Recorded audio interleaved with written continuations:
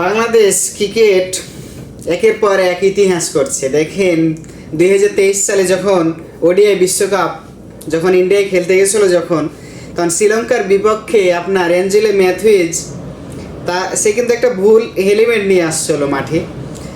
তারপরে যখন আবার রিটেন আরেকটা নিয়ে আসতে যায় তখন আবার সময় পার হয়ে যায়, তাকে কিন্তু টাইম আউট দিয়ে একটা ইতিহাস করছে বাংলাদেশ।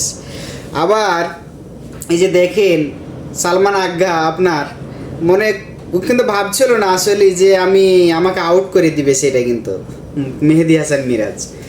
তারপরও দেখেন ক্রিকেটে একের পর এক বাংলাদেশ কিন্তু আপনার ইতিহাস করছে। আপনারা কমেন্টে জানান এটা কি সঠিক হয়েছে। আমি কিন্তু ভিডিওটা দেখছি আজকে, দেখেন আমার স্ক্রিনে দেওয়া আছে, আপনারা দেখেন একের পর এক বাংলাদেশ ইতিহাস করছে। কিন্তু কাপ কখন নেই ইতিহাস করবে বাংলাদেশ? এই যে এগুলা ইতিহাস করে লাভ কি?